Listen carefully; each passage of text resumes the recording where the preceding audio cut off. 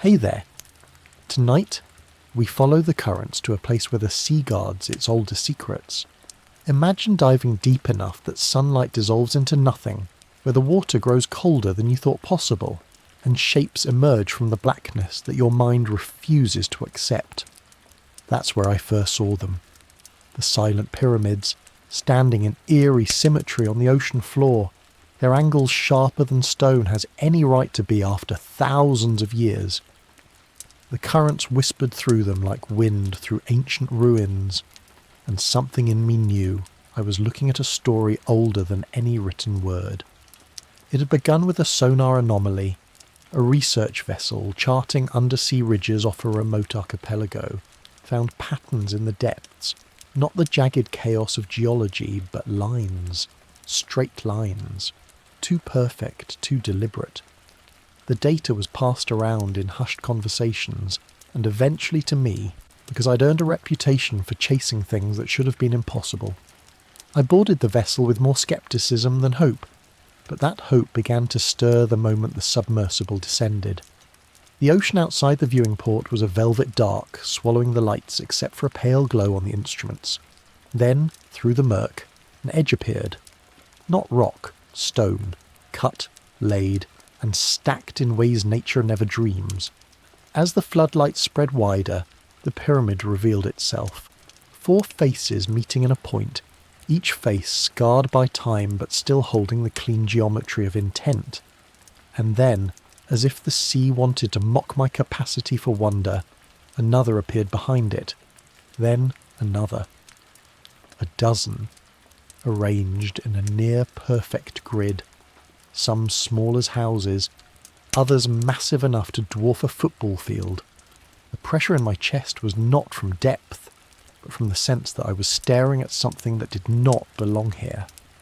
I've seen ruins swallowed by forests, buried under deserts, but the ocean's silence is different.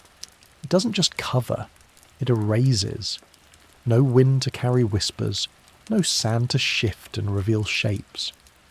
These pyramids had been forgotten in the purest sense, existing without witness, their builders gone so long that even their absence had been forgotten. Yet the craftsmanship felt recent, alive. The edges had not softened to ruin, they looked as if they had been placed yesterday. My mind kept turning over questions it couldn't settle. How could stone survive so perfectly under the crushing salt water for what must have been millennia? We circled the largest one, the sub's thrusters struggling against a sluggish current. At its base, a stairway descended into the silt. A stairway, here, 200 metres beneath the waves. I traced the path with my eyes, imagining feet that once walked there, people who looked up at this same looming shape, not through reinforced glass, but under open sky. The thought sent a chill through me, colder than the ocean could. Who had they been? And why had they built so deep? Or had the sea risen to claim their world? The pilot said nothing, but I could feel his unease in the way his hands hovered over the controls. This was no reef, no natural seamount, and he knew as well as I did that this discovery was not just scientific, it was dangerous. Places like this have a way of attracting not just historians, but those who see profit in mystery. My hand rested on the viewport, and I thought I felt the faintest vibration through the hull, like a hum too deep for ears. The instrument showed nothing, yet I pulled my hand back. I couldn't shake the sense that the pyramids were not entirely still, that some part of them was awake.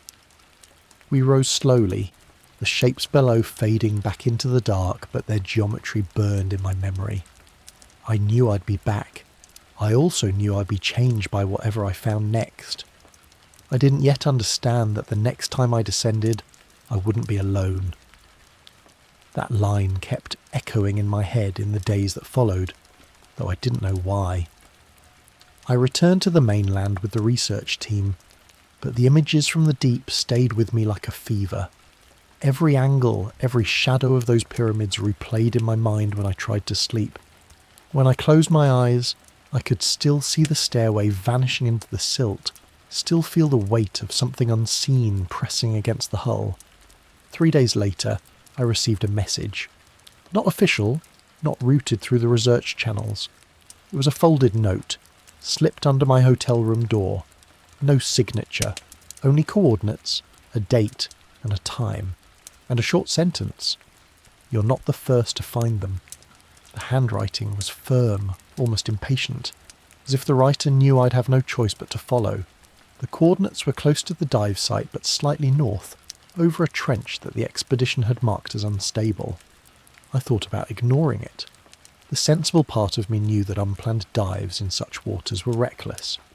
But the sensible part of me had been eroded by that first sight of stone beneath the sea. By the time the date came, I found myself on the deck of a different vessel. Smaller, older, and clearly not operating under any official flag. 2 others were there. A man with weather-creased skin who introduced himself only as Carter, and a woman in a heavy dive suit who said nothing at all. Carter spoke as though we were already allies in some unspoken pact. He told me he'd been diving these waters for decades, had seen things that made him believe the pyramids were just the surface of something larger. You went down and saw the edges, he said, leaning over the rail as we motored out. But the centre is where it gets strange. The sea was calm when we dropped, the light fading quickly as we descended. This submersible was smaller, more cramped, but the forward viewport was wide. The water thickened into a black-green haze, and then the shapes emerged again. The same pyramids, but from a new angle, as if I were seeing them in a dream I'd already had. Carter guided us between 2 of the larger structures, pointing out details I'd missed before.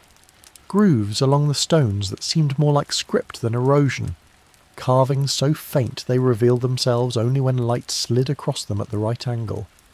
And then we found the opening. It wasn't a door, not in the sense of hinges or frames, but a perfect triangular gap at the base of one pyramid, half choked by sand and coral. Carter's voice dropped to a whisper without meaning to. It wasn't here last month. We angled the submersible forward, lights reaching into the darkness beyond. The beam caught on something reflective deep inside. Not metal, but stone polished to a sheen that defied the centuries. The woman beside Carter adjusted a control, sending a smaller remote drone forward. Its camera sent back images of a passageway descending into the pyramid's heart. My pulse pounded as the walls slid past on the monitor. The carvings became clearer, not abstract shapes, but figures. Tall, robed silhouettes with elongated hands, each holding an object shaped like a tear of glass. Between them were symbols I didn't recognise, but they stirred something unsettling in me, like déjà vu without the memory. The drone's feed began to glitch, static swallowing the image in jagged bursts, but before it cut entirely, I saw the last frame. The floor of the passageway had dropped away into blackness, and within that blackness, 2 faint points of light. The drone's signal went dead. Carter swore under his breath. The woman began reeling it back, but the line came up slack as if something had severed it. In the silence that followed, I realised the hum I had felt days before was back. Faint, but rising. It wasn't the sub. It was coming from the pyramid, and it was getting louder. The sound was no longer a hum, but a resonant vibration, deep enough that I felt it in my ribcage more than I heard it. Carter's hands tightened on the controls, and the woman leaned closer to the viewport, scanning the pyramid's base as though expecting something to emerge. I could see the silt shifting around the triangular opening, clouds of fine particles rising and curling in the water. It was almost as if the structure was breathing. The vibration grew into a rhythm, not mechanical, not random. It pulsed in a slow, deliberate sequence, like a heartbeat magnified through stone. I found myself counting the beats, waiting for some variation, but they stayed steady. That steadiness was somehow worse. It implied intention. Carter swore again, his voice tight, and began edging the submersible backward. "This isn't the time to get closer," he muttered, though his eyes betrayed the pull of the mystery. Before we could retreat far, the light inside the passageway flared. Not a reflection from our beams. It came from within, a pale bluish glow that spread along the carved walls, illuminating the figures and their glass teardrop objects. I realised, with a jolt, that the carvings were not merely etched, they were inlaid with something translucent, something that caught and amplified the glow. For a moment the pyramid looked alive. The woman suddenly tapped Carter's shoulder, pointing upward. Through the dim water above the pyramid a shape was descending. At first I thought it was another submersible, but it moved too smoothly, too fluidly. It had no lights, no visible propellers, just a dark, streamlined silhouette sliding down toward us. My throat tightened. Whatever it was larger than our vessel, and it was silent. Carter killed our lights instantly, plunging us into a darkness so complete I felt it pressing on my eyes. We drifted, the only illumination now the faint internal glow from the pyramid's passage. The silhouette passed directly overhead, blotting out even that weak light for a few seconds. I felt the same vibration intensify, and in that moment I was sure the sound wasn't coming from the pyramid alone. Then, as abruptly as it had come, the shadow moved on, vanishing into the deeper water beyond the structures. Carter switched the lights back on, his face pale. "We're leaving," he said flatly, and no one argued. The submersible turned, threading between two smaller pyramids as the hum began to fade, but just as it was almost gone, a final pulse shuddered through the water, stronger, sharper, like a signal sent after us. The ascent was slow, every minute stretching into an hour. I kept my eyes on the sonar display, half expecting the silhouette to return, but nothing moved except the occasional drifting school of fish. When we broke the surface, the air felt foreign, as though we'd surfaced into a different world. The sea was calm, the sky pale with morning light. You'd never guess that something impossible had been stirring below.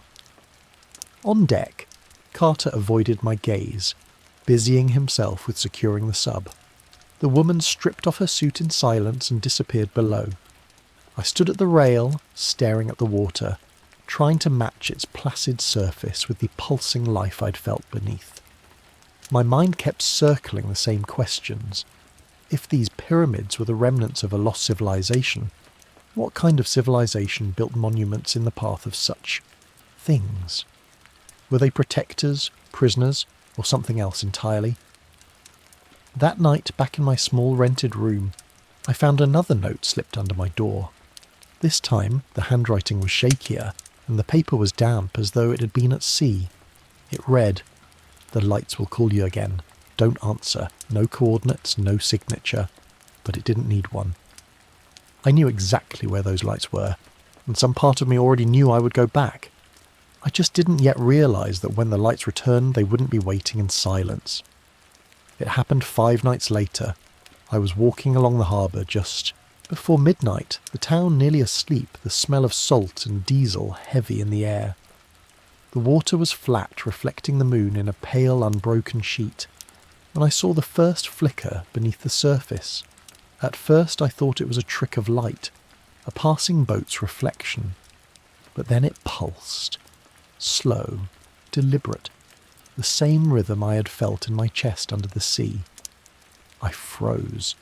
The pulse repeated, brighter this time, and I realised it wasn't coming from the harbour floor but from somewhere beyond, farther out to sea.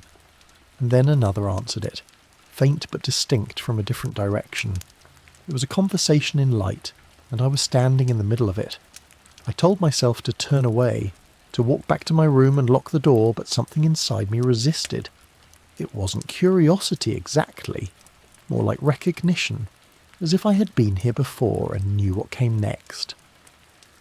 The lights kept calling, and each pulse seemed to tug at me. The sea was silent otherwise. No wind, no waves, just that strange, wordless language. By the time I realised what I was doing, I was already untying a small boat from the dock. Its oars creaked as I pushed out into the harbour, the town's lights shrinking behind me. The water grew darker, the air cooler, and the pulses more distinct. They were leading me toward the same coordinates I'd seen on the first anonymous note. The first light appeared directly beneath me. A pale, circular glow deep below, almost perfectly round. As I drifted over it, the rhythm quickened, joined by two more lights on either side. They shifted subtly, as though moving around something unseen. My heart pounded. I had no diving gear, no submersible, only the boat between me and that impossible geometry beneath. The sea surface rippled without wind, as if something large moved just below. I leaned over the edge, staring into the dark water, and for a moment I saw them. 3 faint shapes, sharp-edged, descending away from me into deeper darkness. Pyramids, or something like them, but inverted, their points reaching downward. The glows seemed to come from within their very walls, breathing with the same slow pulse. And then I felt it. The hum, not in my chest this time, but in the boat itself, vibrating through the wood. The oarlocks rattled. My teeth did too. It wasn't just sound. It was pressure, as if the air itself had weight. I gripped the sides of the boat, forcing myself to look away from the lights, but when I closed my eyes I saw them even more clearly. The pulse shifted. No longer slow and steady, it began to build in short, urgent bursts, like a warning, or a summons. The water directly ahead of me swelled, lifting the boil, and in the moonlight I saw something break the surface. A black, gleaming shape, smooth as obsidian with no seams or marks. It rose silently, taller than my boat, until it cast a shadow over me. I couldn't tell if it was part of a vessel, a structure, or something alive. The glow beneath flared, and in that moment I understood the warning in the note. Don't answer, because answering meant being seen, and being seen meant I didn't know, but I could feel the risk in my bones. I dug the oars into the water, pulling hard toward shore. The pulses followed, the hum chasing me like a heartbeat out of sync with my own. The lights beneath shifted as if tracking me, and for a terrible moment I thought the black shape was following too. But when I dared to glance back, the sea was once again calm, the moonlight unbroken.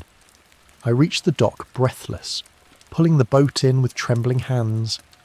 The town was as quiet as I had left it, but the image of those inverted pyramids burned in my mind, and I knew something had changed. The lights weren't just calling anymore, they had found me. That truth settled into my mind like a stone dropped into deep water, sinking slowly but without hope of retrieval. I barely slept that night, lying in the dim room while the walls seemed to pulse with phantom light. Every faint sound, the distant groan of a fishing boat's hull, the shuffle of footsteps in the alley, felt like it belonged to something watching me. I kept telling myself I was imagining it, that the sea was a place of illusions, but there's a difference between imagination and recognition. This felt like the latter. The next morning I tried to lose myself in routine. I walked through the narrow streets of the port, bought coffee from the same weathered stall, listened to the same gossip in a language I understood only in fragments. But it was there, behind it all, the low thrum in my chest, too faint to be sound, too steady to ignore. It didn't matter if I was near the water or not. It had followed me ashore. I considered leaving the island.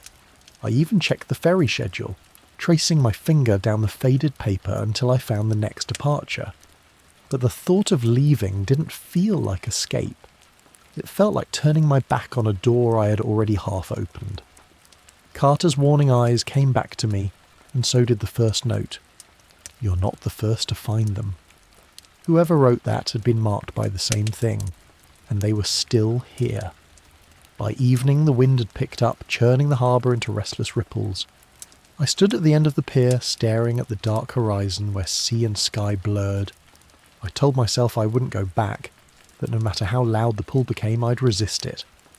But the first pulse came just after nightfall. It rose through the water in perfect clarity, matched a heartbeat later by another, farther away.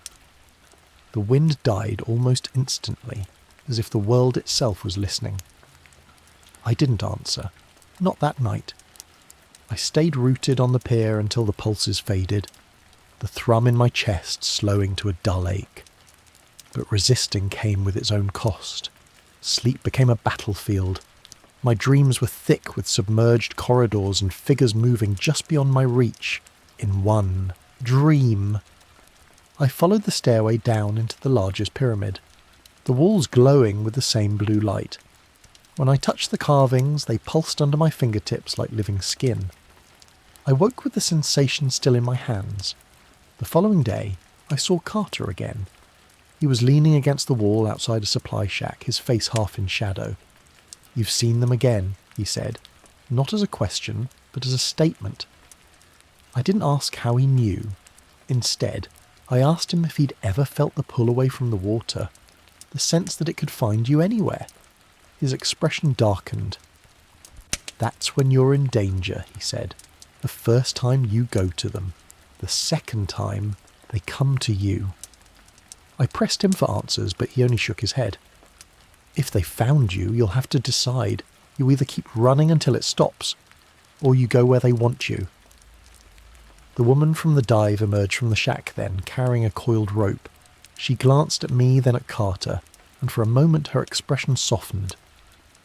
"If you go," she said quietly, "don't go alone."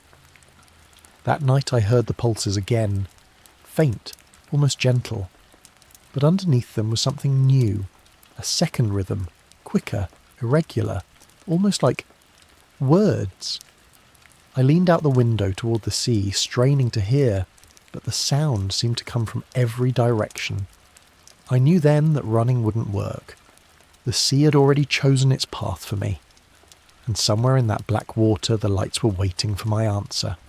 I told myself I wouldn't give it, not yet. But when dawn came, grey and heavy over the port, I felt as though a clock had started ticking somewhere out of sight. Every movement in the harbour, the slow roll of fishing nets, the dip of seabirds into the shallows, seemed secondary to the unseen rhythm beneath it all. I went through the motions of the day, but the thought kept returning. If I ignored them, would they stop calling, or would they come closer? By late afternoon, the horizon had grown unnaturally still. The wind dropped again, just as it had the night the pulses found me in the harbour. I felt it before I heard it.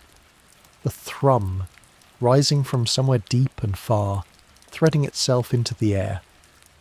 This time it wasn't tentative, it was steady, confident, as if it knew I would follow. I found Carter near the breakwater, loading gear into the back of a small motorboat. He didn't look surprised to see me. "They're calling you again," he said without turning around. I nodded. "And you're going," he added. It wasn't a question. I asked him if he was coming, and after a long pause he said, "Yes, but we don't go blind this time." The woman was already aboard, checking oxygen tanks and the remote camera drone. Her expression was unreadable, but when our eyes met she gave a single, almost imperceptible nod. I climbed aboard, and without another word we pushed out into open water.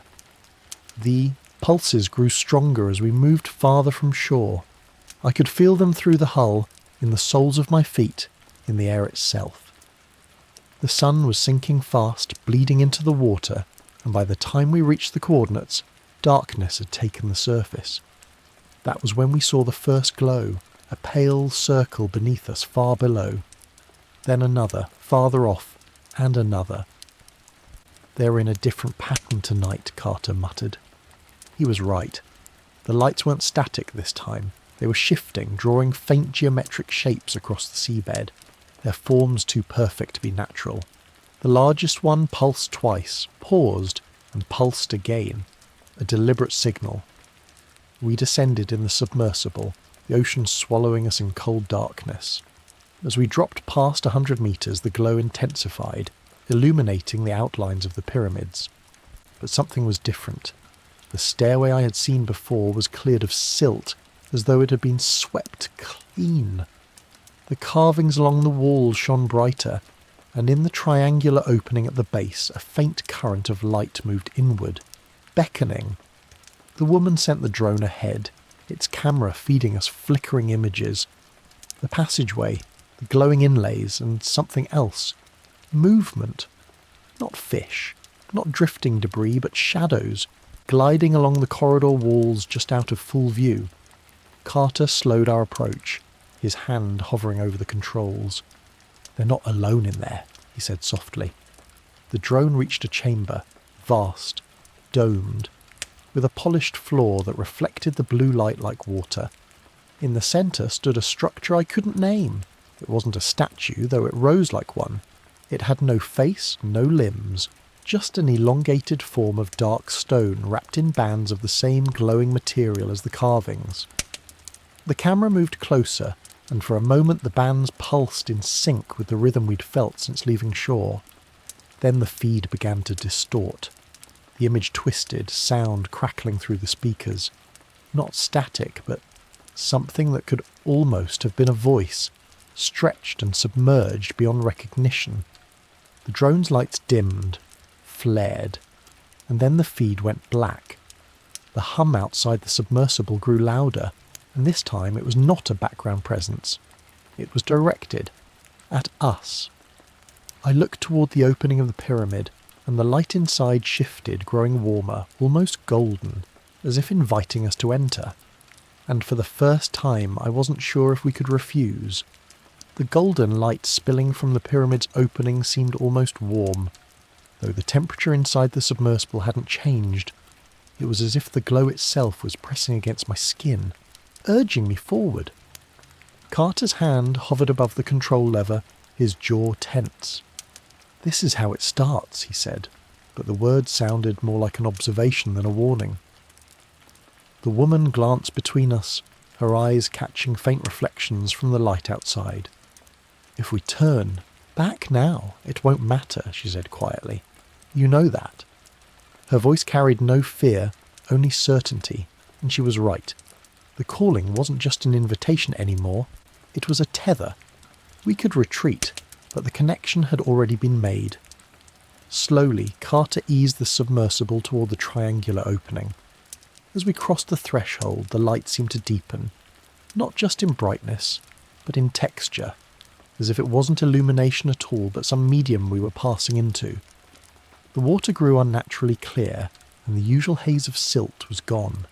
Every line of the carvings on the walls was crisp, sharp, and the bands of inlaid material pulsed with a slow, steady rhythm. The corridor sloped downward, wider than it had seemed on the drone's footage. It felt deliberate, designed for something larger than us. The hum that had haunted me for days now filled the space, resonating through the walls until it was almost a physical presence. My pulse matched it without my consent. We reached the dome chamber. In person, it was far more immense than the camera had suggested. The dark central structure rose like an anchor in the middle of the space, its surface absorbing light rather than reflecting it. The glowing bands wrapped around it in uneven spirals like something bound in place. Carter brought the submersible to a slow hover. "It's not a statue," he murmured. He was right. There was nothing ornamental about it. This felt functional, purposeful. As we watched, the lowest band brightened, followed by the one above it, then the next, in a slow, upward sequence until the entire column was alight. And then the hum stopped. The sudden silence was so absolute, it rang in my ears. For a moment, nothing moved. Then a single, resonant tone filled the chamber, lower and deeper than the hum had been. It seemed to come from inside my skull.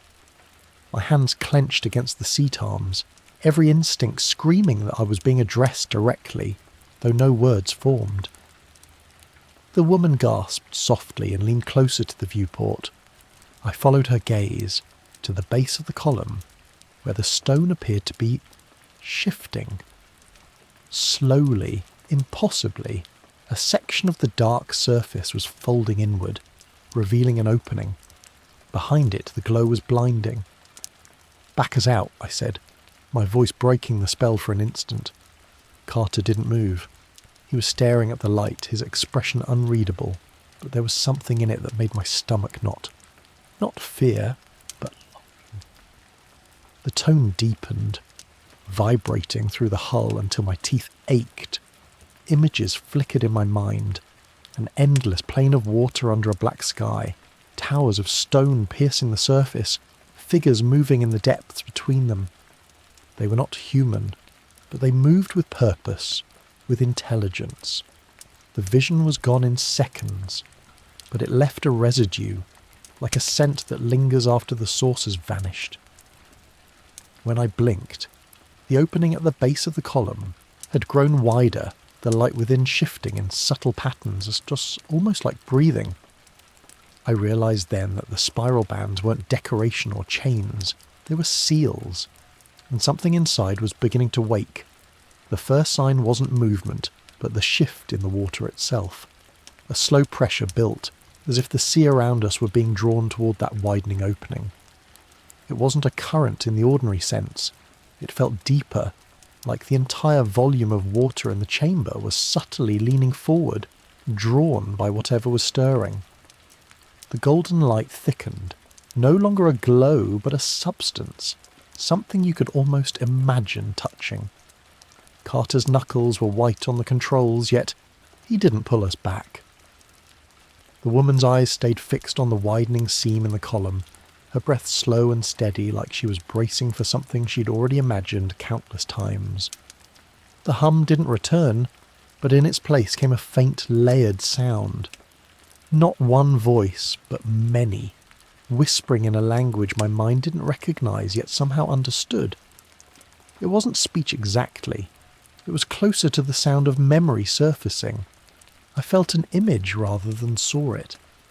A city above these pyramids, long before the ocean claimed it, bathed in sunlight. Structures that mirrored the ones below stood in perfect alignment with the stars, their shadows falling in deliberate patterns across the streets. The people who moved through them were taller than us, with eyes that seemed to drink in light, and always, in the heart of the city, the dark column, unchanged, eternal. The vision shattered when the column's opening pulsed, sending a visible ripple through the water. Something emerged from the light within. Not solid, not liquid, but a shape that seemed to be made of both. It coiled and uncoiled in the water, shifting form as though deciding what shape to take. At one moment it seemed like a ribbon of light, at another like an elongated hand reaching outward. The whispers grew clearer, and a pressure bloomed behind my eyes. It wasn't pain, not exactly, but it was overwhelming. I realised the thing inside wasn't just waking, it was aware of us. A flicker of that golden light washed over the submersible's hull, and the control panel lights dimmed for an instant. Carter swore under his breath, gripping the controls harder. "It's not touching us," he muttered, "but it knows we're here." The woman finally spoke, her voice a low thread. "It's testing the seal." Her words sent a cold line down my spine. I thought of the spirals wrapped around the column, of how they had lit up in sequence, and the feeling I'd had that they were holding something in rather than decorating it. If this thing could test the seal, what happened when it passed the test? The shape reached farther, its form coalescing into something unnervingly symmetrical, a twin helix of light and shadow that twisted toward us. The submersible's instruments began to flicker again, gauges swinging wildly. My chest felt tight, my breath shallow, as if the water outside was pressing inward through the steel. "Back us out," I said, sharper this time. Carter hesitated for a heartbeat too long, then finally pulled the lever. The submersible eased away from the column, the golden light fading slightly as distance grew between us.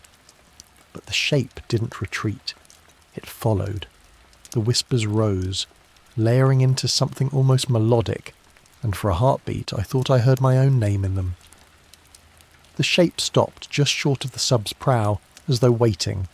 My skin prickled, my instincts pulling in two opposite directions, flee and follow. Then, as if the choice had been made for me, the golden light inside the column dimmed sharply. The seam closed. The spirals faded back to their dull stone hue. and the whispers cut off mid-breath. The shape dissolved into the water, leaving only stillness behind. But I knew with a certainty that hollowed me out that it hadn't gone. It had only gone deeper, and the next time it wouldn't wait for us to come to it. The words stayed in my mind as we ascended, though none of us spoke them aloud. The submersible rose through darkness that felt heavier than before, as though the water itself remembered what we'd just seen. Carter kept his eyes fixed forward, his jaw locked, the muscles in his forearms tight against the controls. The woman sat perfectly still, but I could see her fingers twitch occasionally, as if she were counting something silently. When we broke the surface, the night air felt wrong, too still, too muffled. The sky was clear, yet the moon's reflection on the water was oddly fractured, as if disturbed by movements invisible to the eye. We docked without speaking, each of us moving with the quiet precision of people who know they have to finish a task before the adrenaline fades. Back on the pier, Carter finally looked at me. "You need to understand," he said, his voice low and even. "This isn't just about what's down there. Once it notices you, it doesn't stop." His gaze slid past me, scanning the black expanse of water, as if expecting something to break the surface. "You've been marked. We all have." I didn't ask what being marked meant. The truth was already unravelling inside me. Since my first dive, the hum had been a constant shadow in my senses, and after tonight, it had grown sharper, more insistent. It wasn't just in the water now. It was in the air, in the stillness of my room, in the spaces between my own heartbeats. That night, I dreamed again. I was walking along the seafloor without gear, the water around me warm and weightless. The pyramids rose on either side, their carvings alive with light. Ahead, the dark column waited, but the spirals were gone. In their place, a single vertical slit ran its length, and from it the golden light poured freely. Shapes moved, thin, countless and shifting, their forms never settling into one shape long enough to define. They were watching me, and I could feel their attention like heat.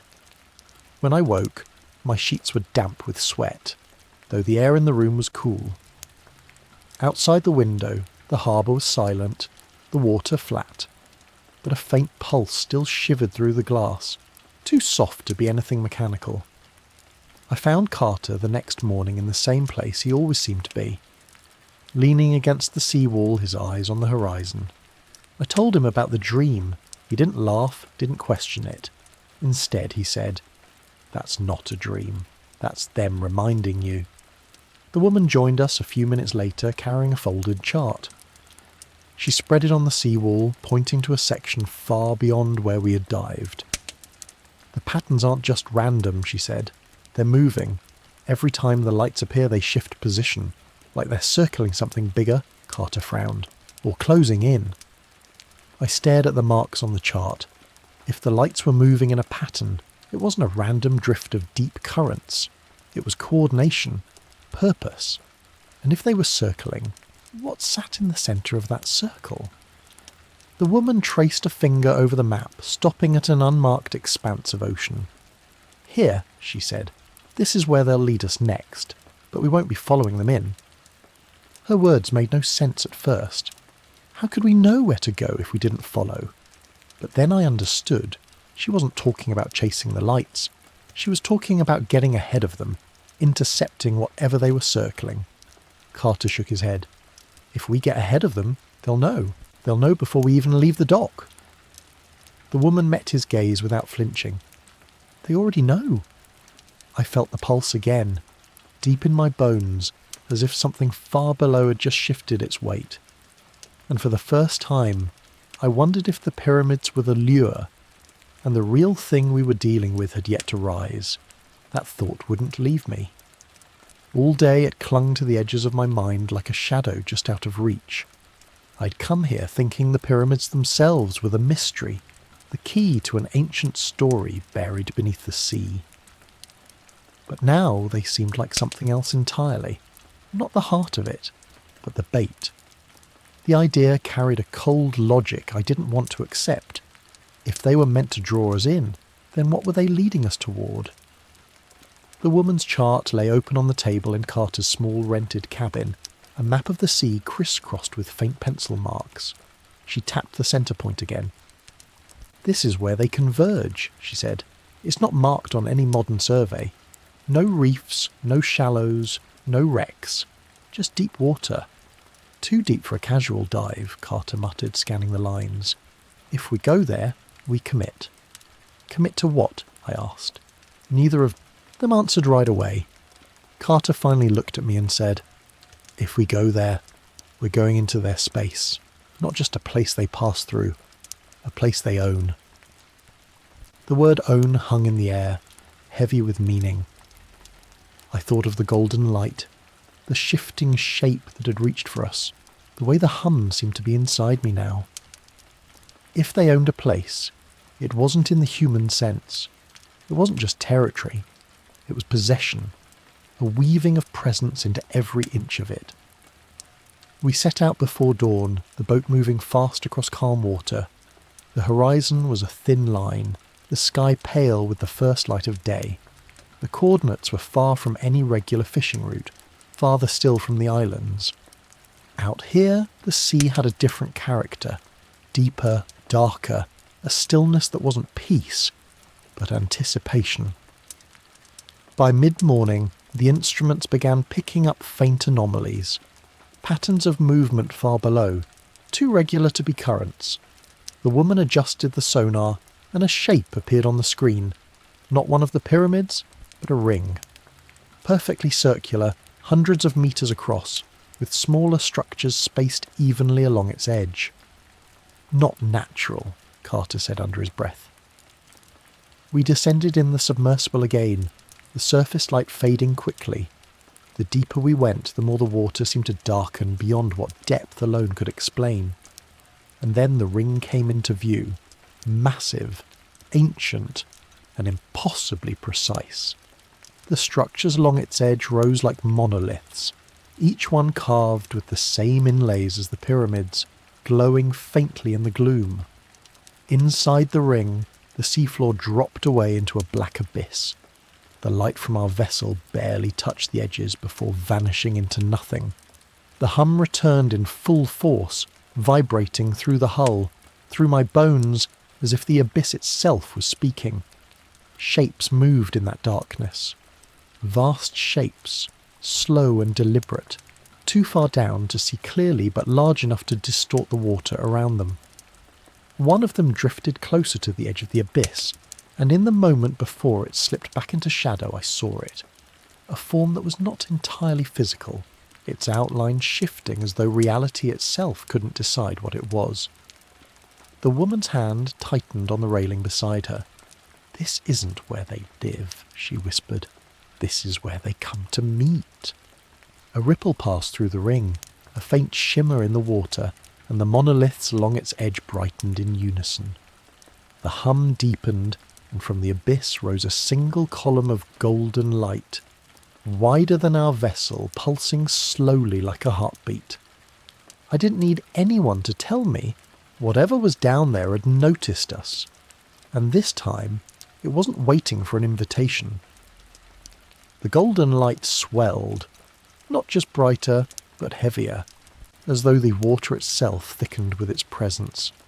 Every instrument in the submersible reacted at once, depth gauges jittering, sonar returning warped echoes, the electrical systems flickering as if pulled between two pulses. The hum was no longer a background vibration. It had become a pressure in the skull, a silent demand that was impossible to ignore. Carter's hands moved fast over the controls, but the sub was sluggish, as if something invisible was holding it in place. "We're not stuck," he muttered half to himself. "We're being held." The woman's gaze was fixed on the abyss, her lips slightly parted. "It's pulling us closer." She wasn't wrong. The sub had begun a slow drift toward the inner edge of the ring, the abyss yawning wider with every metre we closed. I tried to focus on the viewports, to see through the thickening water. The golden light seemed to move now, no longer a single column, but split into long flowing strands. They reached upward like fingers from the depths, their ends dissolving into the dark above. When one of those strands brushed the edge of a monolith, the entire structure shivered, and the carvings along its surface brightened as if awakened. I pressed my palm to the viewport, an instinct I didn't question until it was too late. The moment my skin met the cold glass, the hum inside me shifted, no longer just vibration, but resonance, as if my heartbeat had synced to the one coming from below. A rush of images tore through my mind. Towering cities on land and underwater, seas that glowed from within, vast shapes that swam through them like gods, and beneath it all a presence, old beyond reckoning, patient beyond comprehension, its attention narrowing to a single point. Me. I tore my hand away, gasping, but the connection had been made. The golden strands coiled tighter, the hum deepening into a sound that was almost a word, though no human mouth could form it. Carter swore, slamming the sub's thrusters to full reverse. The vessel strained against whatever force was pulling it forward, the water churning visibly outside. One of the strands turned toward us, its movement disturbingly precise, as though guided by intent rather than current. It brushed against the hull, and every light inside the sub went out. We were plunged into darkness save for the golden glow outside. The hum became all there was, filling every space, every thought. In that blackness, I felt something reaching, not for the sub, but for me directly. Then, without warning, the lights flickered back to life. The strand recoiled, retreating toward the abyss, and the pull holding us in place eased. Carter didn't waste the moment. He turned the sub sharply, angling for the surface with every ounce of speed the thrusters could give. But before the abyss disappeared from sight, I saw movement within it. A shape rising, too immense to see in full, its edges shifting in and out of focus like something that couldn't fully exist in our reality. The golden strands curled back toward it, like a tide returning to its source.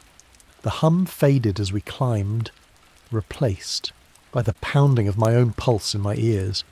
Yet even as the light dimmed and the water around us grew clearer, I knew this wasn't over.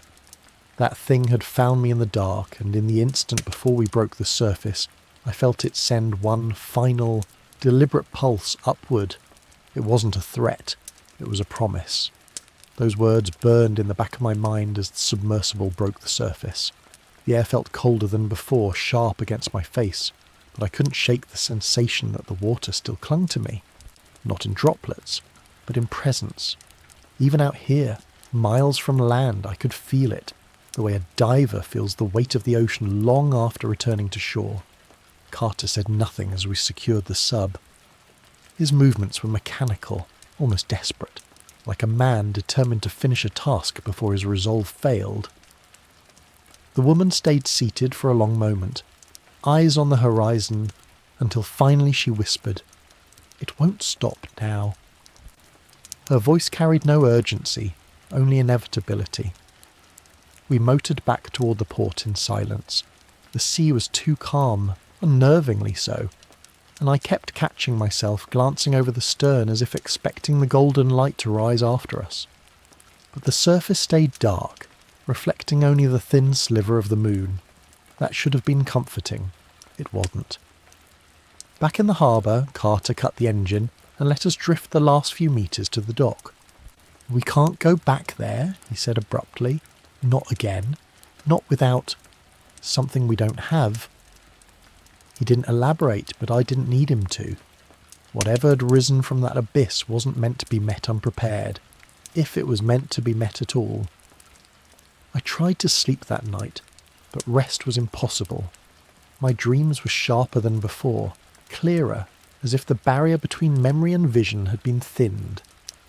I saw the ring again, the monoliths pulsing in unison, the abyss yawning open.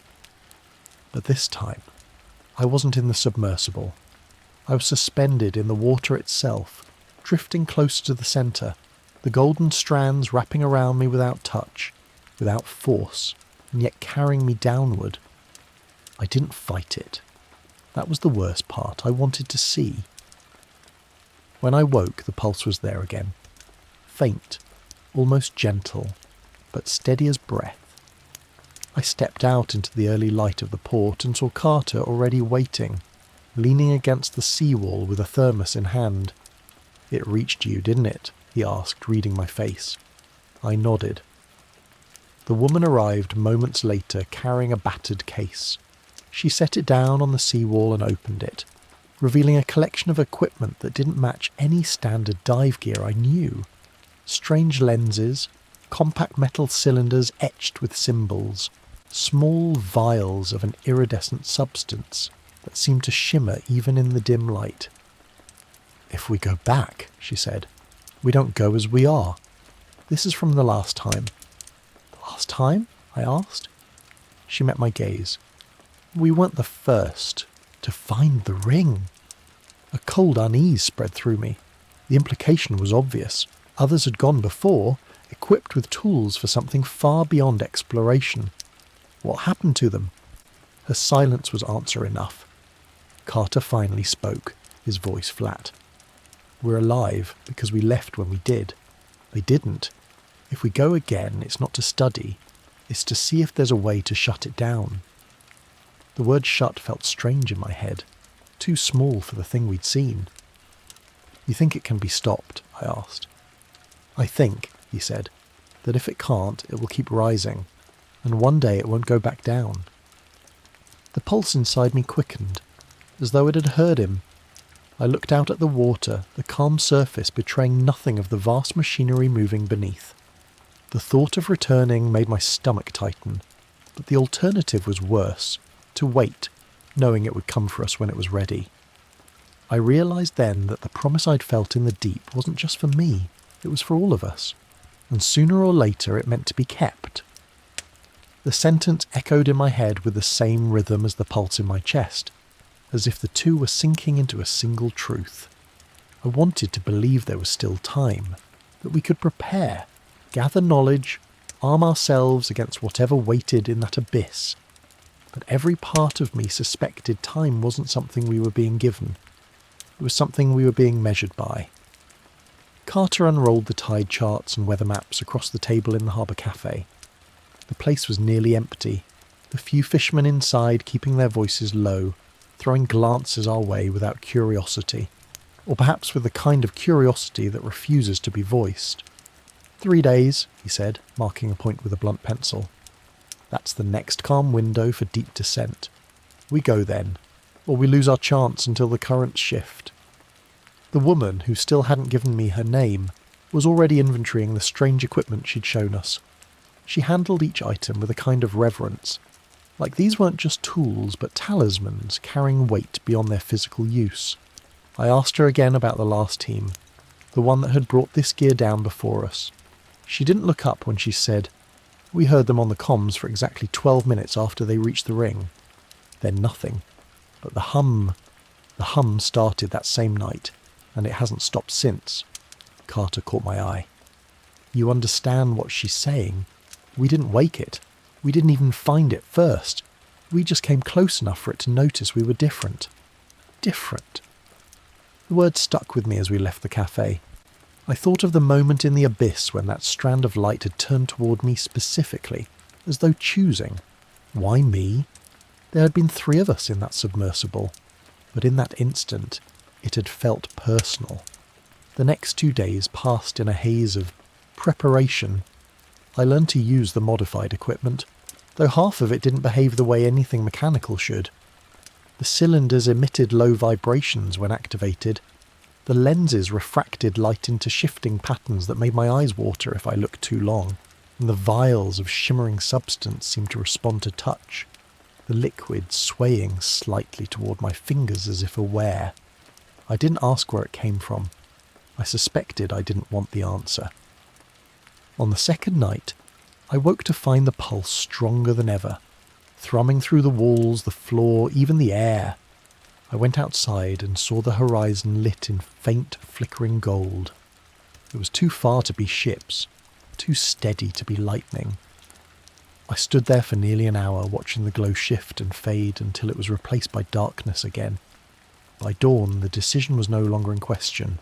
We weren't just going back, we were being drawn back. When the third day came, the sea was flat as glass. We loaded the gear into the submersible in silence, each movement precise, practiced, as if words might break the fragile thread of resolve holding us together. The woman handed me one of the vials, its contents swirling like molten metal. "If it reaches for you again," she said, "use this. Don't hesitate." I wanted to ask what it would do, but she'd already turned away, securing another piece of equipment to the storage rack. Carter climbed into the pilot's seat, and without another word we descended. The water closed over us, the light dimming to green, then blue, then black. The hum began almost immediately. Not distant this time, but near, close enough that I felt it more than heard it.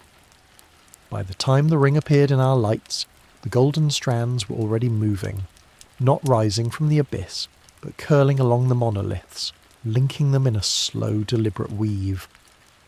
The woman's breath caught in my earphones. "It's not waiting for us," she said. "It's preparing." And I realised then, the promise wasn't about pulling us down. It was about what would come up. The thought landed in my mind with the weight of inevitability. All along we had imagined the danger as something lurking in the depths, something we could choose to approach or avoid. But now the truth was stark. The sea wasn't guarding it. The sea was keeping it in. And the patterns, the lights, the hum, they weren't summoning us. They were rehearsals. The golden strands wound tighter around the monoliths, their pulsing syncopated like the slow winding of a clockwork mechanism. The abyss at the centre of the ring seemed darker than before, its edges sharp, like the mouth of a wound in the earth. Our sub's lights touched the inner drop and were swallowed whole. No reflection, no trace. Carter steadied our position at the ring's outer edge, just beyond the nearest monolith. "This is where we stop," he said, voice firm, though I could hear the tension in it. "We don't cross the threshold unless we have no choice." The woman leaned forward, peering into the gloom. "It's already moving," she murmured. "The question is, does it know we're here?" Her words were answered almost immediately. One of the strands uncoiled from a monolith and drifted lazily toward us. It didn't move like something pushed by current. It moved like something following a line it had already drawn. Carter's hands tightened on the controls. "Hold," the woman said sharply. "If it's testing for us, we don't run. Not yet." The strand stopped a few meters away, hovering in the water, its golden glow shifting in subtle ripples, almost like breathing. I felt the pulse again, slow, deep, resonant. And this time, it was perfectly aligned with my own heartbeat. Images bled into my thoughts without warning. Cities crumbling into the sea, towers breaking beneath waves, and deep below, the ring, unchanged, waiting. There were voices too, not whispers this time, but something fuller, richer, as if an entire chorus was singing just beyond hearing. The meaning was impossible to hold on to, yet a single impression remained. Release. The strand drifted back toward the monolith, and as it did, the others followed, weaving together in a spiral pattern along the inner edge of the ring. The glow intensified, each pulse bright enough to leave after images in my vision. The abyss responded, a low vibration that made the whole quiver, a resonance that seemed to rise from a depth beyond measurement. The woman reached for one of the strange cylinders from her kit. "If it breaches," she said, "we use this." Pointed into the centre at the light source. "It won't destroy it, but it may slow it." I didn't ask what "it" was. My mind was already fixed on the truth I didn't want to face. The thing below wasn't simply waking. It was pushing upward, and the ring was not its prison. It was its gateway. A sudden flare of light from the abyss cut through my thoughts. a column so bright it fractured the water into streaks. From its core, something rose, a shadow within the light so vast its edges blurred, shifting in and out of perception. My breath caught. The shape was wrong for anything born of this earth. Carter's voice was low but steady. It's coming through. The hum became a roar inside my skull, not loud in any physical sense, but so total it erased all other sensation. My hands moved without thought, gripping the vial the woman had given me, the liquid inside swirling as if alive. The column widened, the shadow within taking form. For a fraction of a second, I thought I saw the same elongated figures from the carvings, not in stone, but in motion, their limbs trailing light. Then the image shifted, stretched, became something else entirely, and I understood with a cold clarity that the promise was already being kept. The shadow within the column moved with a slowness that felt deliberate, almost ceremonial, as if it had been waiting for this exact moment. Every pulse of golden light seemed to peel away another layer of darkness, revealing details that made no sense in human terms, angles that bent the wrong way, shapes that suggested both solidity and transparency at once. It was not just emerging from the abyss, it was unfolding into our world. Carter's hands were steady on the controls, but his eyes betrayed something else. Not fear exactly, but the grim acceptance of a man who has seen the inevitable coming for too long. "We can't stay," he said, barely audible over the resonance flooding the sub. The woman ignored him, focusing on the spiralling weave of the golden strands. They now stretched from monolith to monolith, completing a perfect circle. "It's not climbing," she murmured. "It's being pulled." That single sentence made my skin crawl. If something else was pulling it up, then whatever lived in the abyss wasn't acting alone. The shadow's shape began to solidify, its lower edge breaking the invisible boundary of the ring. The water around it shimmered with distortions, as if reality itself was warping to make space.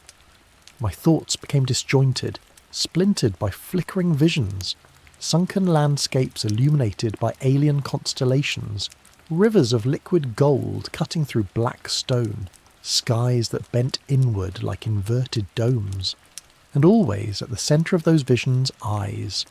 Not human eyes, but vast, luminescent orbs that seemed to see through every surface, every thought. I felt them searching me, and though my body was motionless, a terrible sensation gripped me. I was being weighed.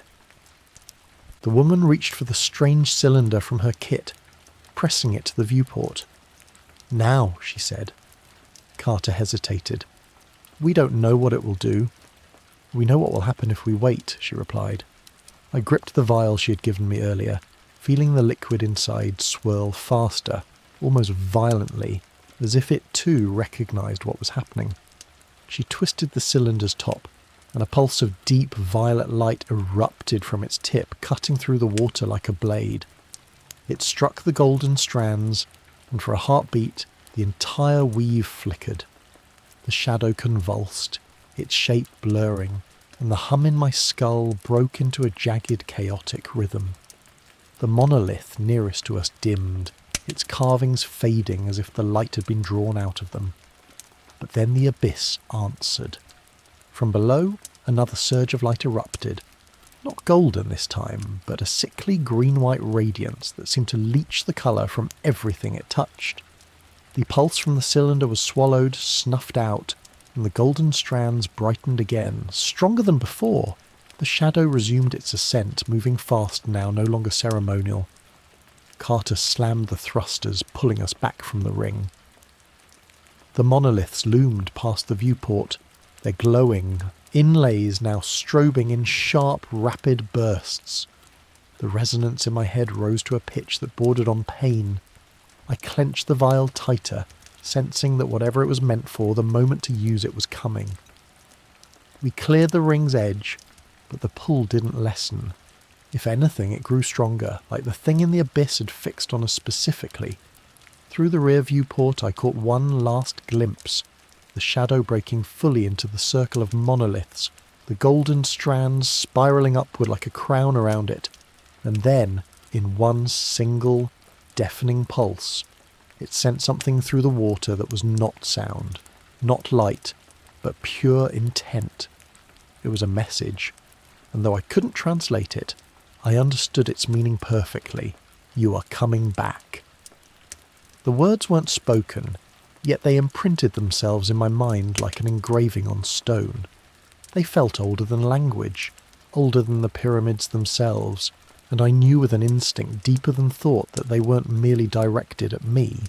They were binding me. Carter didn't look back as he steered us away from the ring, but I could see the tendons in his hands straining against the controls. It marked us, he said, his voice tight. The moment we crossed that threshold, we stopped being observers. Now we're part of whatever this is. The woman was staring at the vial still clenched in my hand. Don't lose that, she said, her voice sharper than I'd ever heard it. If it calls you again, that may be the only thing you have left to answer with. We surfaced into a flat, lifeless ocean. No waves, no wind, just a thin mist clinging to the water as if the air itself didn't want to move. I had the uneasy feeling that even here, far from the abyss, we were still inside its reach. The trip back to port was long and silent. My eyes kept drifting to the horizon, half expecting to see that golden light breach the surface, rising higher than any ship's mast. Nothing came, but the absence didn't comfort me. The real weight wasn't in what I could see, it was in what I now carried inside me. The hum was constant, softer now, but impossible to ignore. Like the ticking of a clock I couldn't stop. That night, I didn't sleep. Every time I closed my eyes, I was back in the ring, watching the golden strands weave tighter, hearing the deep, steady rhythm that wasn't my heartbeat but had forced itself to match it. I didn't just remember it. I felt it, as if I were still there. At some point before dawn, I went down to the harbour. The water was perfectly still, the boats swaying just enough to creak against their moorings. I leaned over the edge of the pier and peered into the blackness below. For a moment I thought I saw the faintest shimmer, like a reflection of starlight where no stars shone. Then a pulse rippled through the water, so faint that if I hadn't been waiting for it, I might have missed it entirely. It wasn't a call, this time. It was a reminder. When I straightened, Carter was there standing a few metres away. He didn't seem surprised to see me. It doesn't let go, he said quietly. Not once it's touched you. That's how the others ended up going back. They told themselves it was choice, but it never was. The woman joined us minutes later, her old chart under her arm. She spread it on the dock and pointed to a spot far from the ring, far even from the pyramids. Here, she said, this is where the next breach will be. If it's rising, it won't come up where we saw it before. It'll look for a place where the current carries faster. Carter studied the map. If it breaches there, it won't just be us. Those currents run straight toward the mainland. The thought chilled me. Whatever was in that abyss wasn't bound to one location. And if it chose to rise where the sea could carry it, then perhaps the pyramids and the ring weren't the beginning of its reach, but the end of its restraint. The woman looked at me directly. You felt it more than either of us. If it's moving, you'll know before we do. She was right, and the realization settled over me like a lead weight. I would know, not because I'd see it, but because it was already inside me, waiting, pulsing, ready to tighten its grip when the time came. And somewhere beneath that calm, dark water, I could feel it waiting for that moment too. The awareness wasn't fleeting. It was constant, like a low tide pulling at the edges of my thoughts. No matter what I did, the sensation lingered. A quiet, steady pressure, as if the ocean itself was leaning toward me. I could almost chart its presence, not in space, but in weight, in the way the air around me felt slightly denser when I faced the sea. By the following afternoon, the woman had arranged the equipment on the dock, each piece checked and rechecked. The strange cylinders, the refracting lenses, the shimmering vials. all lined up like offerings before a ritual. Carter was pacing, his eyes moving constantly between the horizon and the chart she had marked the night before. "It's too soon," he muttered. "If we go now, we're heading blind into something that hasn't even happened yet." "It's already happening," she countered. "You just can't see it." Her gaze slid to me then, holding it. "But he can." I didn't like the way she said it, as if my role had shifted from participant to instrument. She was right, though. The pull was stronger now, enough that I could almost feel the direction it came from. When I closed my eyes, I could sense a slant in the water, a subtle lean toward the southeast, toward the place she'd marked on the chart. We set out before dusk. The sea was unnaturally still, the boat's wake the only disturbance on the glassy surface. As the shoreline dwindled behind us, I could feel the pulse growing more distinct. Not just one rhythm now, but several, layered like overlapping heartbeats. It was as though something beneath was calling to something else even deeper. 2 hours out, the first glow appeared. It was faint, just a shimmer at the edge of perception. But unlike the golden light of the ring, this was tinged with a cold, pale green. It moved with the current, sliding toward the coordinates on the chart. The woman leaned over the railing, watching it with unblinking eyes. "That's not the same light," she said softly.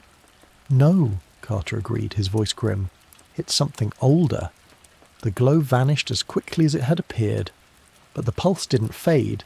If anything, it grew sharper, more insistent. We reached the marked location just after full dark, dropping the submersible into the water without ceremony. The descent was immediate, the surface light bleeding away until there was only blackness beyond the beams of our forward lamps. At 200 metres, the first shapes emerged from the dark. Not pyramids, not monoliths, but spires of stone, narrow and twisted, like the skeletal remains of something once alive. They rose from the seabed in uneven clusters, their surfaces slick with a strange reflective growth. The pulse was nearly deafening now, a pressure in my skull that made it hard to think in straight lines. I gripped the edges of my seat, my knuckles aching as we threaded through the stone forest. The woman's hands moved over the controls for the cylinders, ready but not yet firing. Carter slowed us as the seabed began to drop away again, revealing a deep trench. From within that trench, the greenish glow returned. Not a column this time, but a spreading bloom, like the opening of a vast bioluminescent flower. The light rolled outward in slow, deliberate waves, illuminating shapes within the trench that made my breath catch. They were watching us. Dozens of figures, tall and thin, their outlines rippling as if half-formed. They stood along the trench's edge, unmoving, their heads tilted in unison toward our vessel. The glow reflected in their eyes, or what I thought were eyes, each pair fixed entirely on me. And then, as one, they stepped forward into the light. The motion was slow, deliberate, as though every figure moved to the same unspoken rhythm. Their forms didn't displace the water in any way I could see. They simply advanced, the glow clinging to them like a living halo. The nearer they came, the clearer their shapes became, and I realised with a shiver that they were not entirely physical.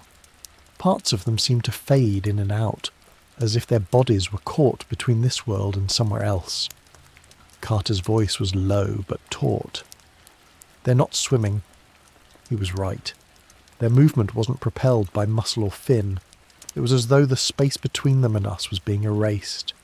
Each step closed the distance without the exertion of travel, the water itself complicit in bringing them closer. The woman's hand hovered over the cylinder control. "Do we wait?" "No," Carter said sharply. "If they're crossing the trench, we act before." He stopped. One of the figures had reached the trench's lip, and instead of continuing forward, it lifted its hand. The gesture was unmistakably human, though the arm was impossibly long and slender, the fingers tapering to points that shimmered faintly. In its palm, a small sphere of green-white light pulsed in time with the trench's glow. The moment it raised that sphere, the pulse in my head spiked, aligning perfectly with the beat of the light. Every muscle in my body tensed. I felt the same sensation I'd had in the ring, the feeling of being weighed, measured. Only now it was sharper, almost intimate.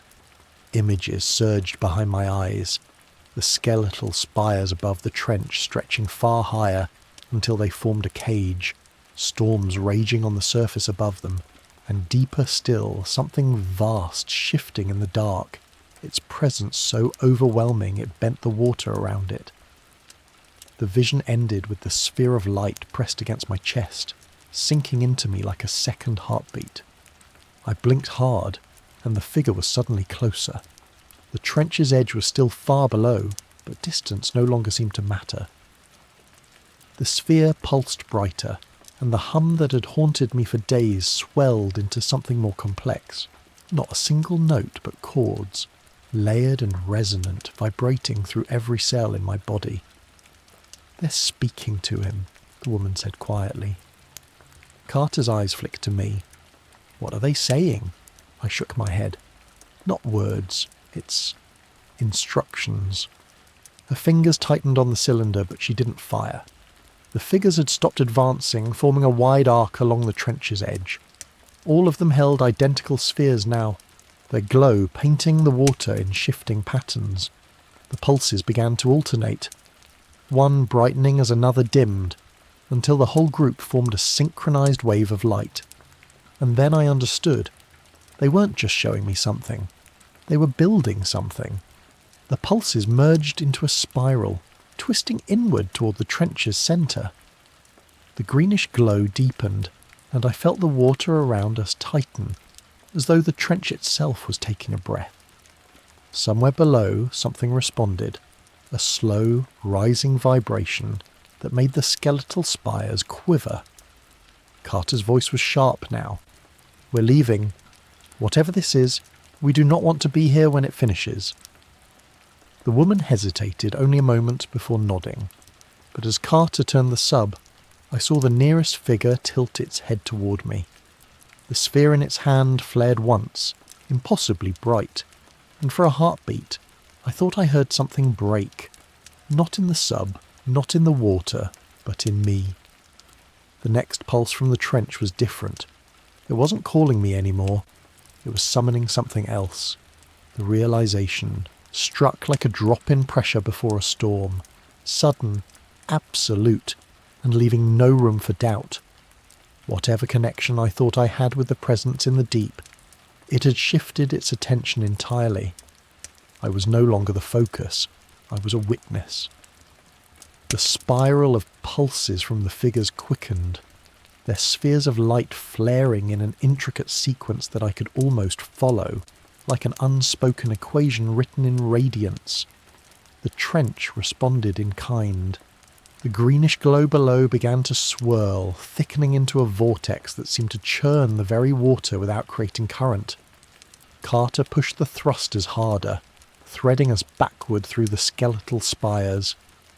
"Eyes forward," he barked, though his own gaze kept darting toward the viewport. "If whatever's coming breaches, we don't want to be here." But I couldn't look away. The figures were moving again, stepping back from the trench's edge in unison, their spheres dimming slightly as if they had served their purpose. My pulse quickened as the vortex deepened, its glow shifting from green to a pale, almost colourless white. It wasn't just light anymore. It was something visible and yet heavier than light should be, as though it carried mass. The woman's voice was tight. "That's not the same as the ring's breach." "No," I murmured. "This feels older." Older was the wrong word. It wasn't simply about time. It was about origin. The ring had felt like a doorway someone had built. This felt like the sea itself was opening a wound. Shapes began to form in the whiteness, at first faint and indistinct. Then one grew sharper, a massive arc, curved like the jaw of some ancient leviathan, etched with lines that caught and reflected the glow. It rose slowly, impossibly large. and my stomach turned when I realised it wasn't a jaw at all. It was a structure, a fragment of something vast, emerging piece by piece from the trench. It looked like no architecture I'd ever seen, but the lines on its surface stirred a strange recognition in me. They mirrored the carvings on the pyramids, but stretched and altered, as if those smaller monuments were mere fragments copied from this original form.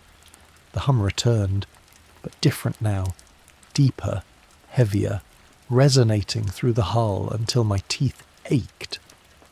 I felt it more in my bones than in my ears, and with each pulse came the sense of something vast uncoiling in the dark. Carter swore under his breath, "That's not a ship, that's part of the seabed." But it wasn't. The longer I looked, the more I saw movement. Slow, tectonic shifts, as if the structure wasn't rising on its own but being pushed upward by something beneath it. The skeletal spires around us trembled, the reflective growths on their surfaces flickering faintly in sympathy with the light from the trench. The figures who had summoned all this were now utterly still, their attention fixed on the rising form. The woman's hand hovered over the cylinder controls. "If it's opening, we have seconds before—" She didn't finish. A single pulse from the trench blasted through the water, stronger than anything before. It made the sub lurch, instruments flaring red. In the viewport, the whiteness flared blindingly, and for a heartbeat I thought I saw shapes within it. Not figures like the ones above, but something vaster, with dimensions that made my mind recoil. When the flare dimmed, the structure had risen further, revealing a hollow at its centre. Inside that hollow, the light gathered into a sphere so bright it burned after images into my vision. And I knew without question that whatever was inside that sphere was the thing they had called. It didn't move at first. The light simply pulsed in a slow, deliberate rhythm, as though measuring the space around it, and perhaps us within it. Each pulse seemed to push against the water, bending it in subtle ways, making the world outside the viewport waver like heat above asphalt.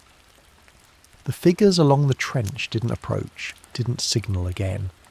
They stood as still as carved statues, their work apparently complete. The summoning was no longer in their hands. The sphere began to expand, not like a balloon swelling, but as though its surface was peeling away from the centre, revealing something inside.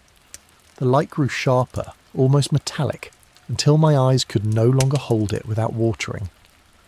Just before I had to turn away, I glimpsed a form within, elongated, faceted, glimmering like crystal, yet moving as though it were alive. A deep vibration rolled through the trench, rattling the sub's frame. The sound wasn't like the hum we had grown used to. It was heavier, layered with something almost like speech. My mind strained to pass it, but instead of words, it delivered an overwhelming impression. "It sees you." The woman reacted first, reaching for one of the vials. "If it's aware of us, we don't have time." Carter's voice was low, urgent. "We don't even know what that will do."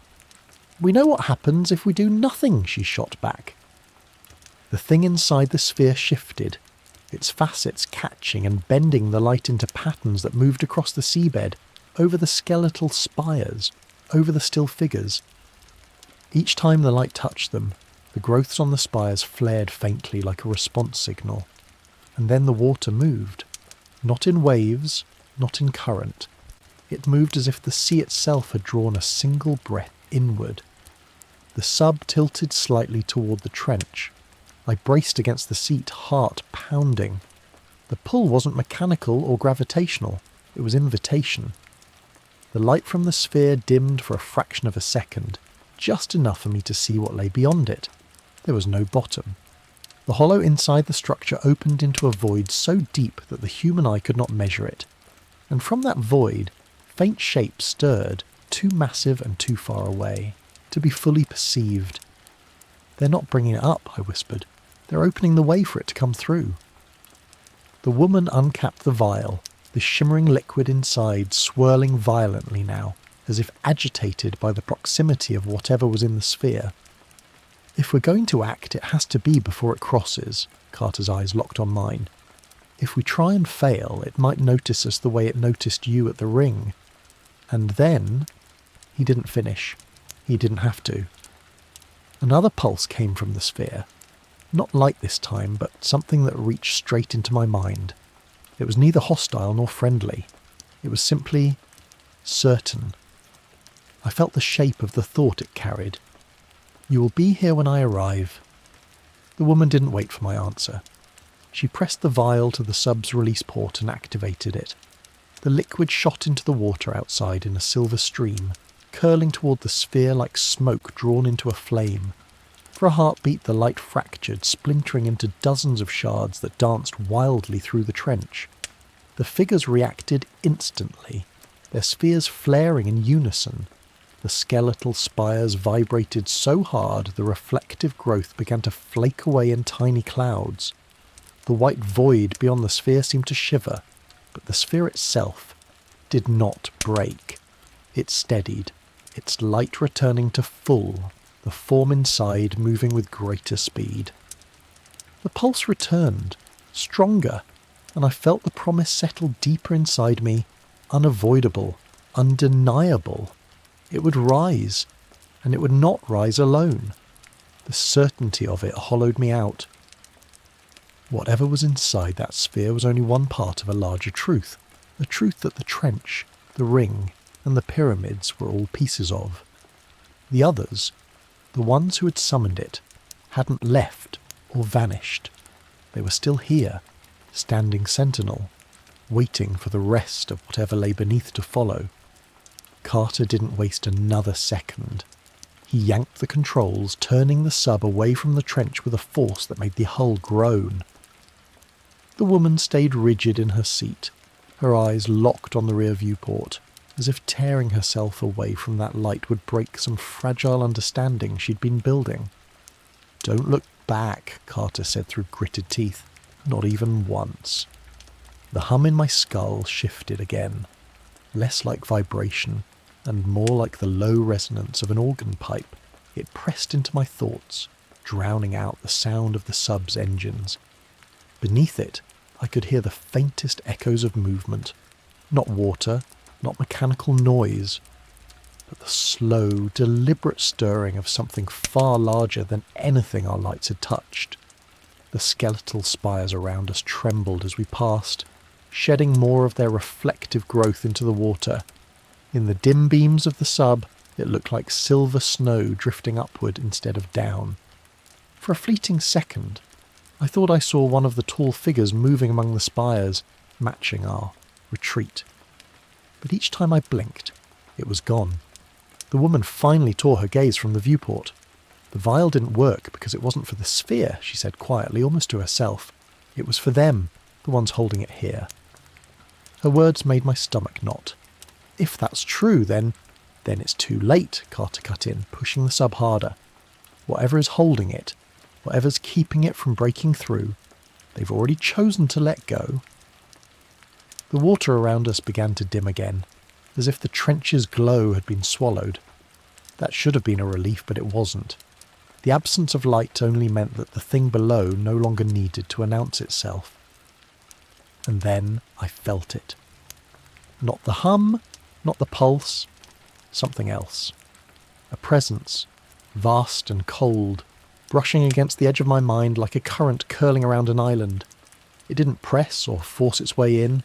It simply slid along the boundaries of thought as if mapping them, testing. Carter's knuckles were white on the controls. "How far are we from the surface?" The woman checked the instruments. "Not far enough." The presence lingered for several heartbeats, then receded. Not away from us, but downward, into the deep. The hum returned, louder now, layered with that same wordless certainty that had been in every pulse since the ring. "You will be here when I arrive." When the sub finally broke the surface, the ocean was not as we'd left it. The mist was gone, replaced by a slick, glassy calm. The air felt heavier, humid, as though the sea had just exhaled after holding its breath for centuries. We drifted toward the boat in silence. No one spoke of going back to port. No one spoke of what we'd seen. The only sound was the gentle slap of water against the hull, and the faint, lingering echo of that promise in my head. I told myself I should feel safe now, far from the trench. But the truth was clear in every beat of my heart. We hadn't escaped anything. We had been released. The distinction sank into me like cold water filling a hollow. An escape is freedom. An ending, a release, is permission. And permission is always given with an expectation.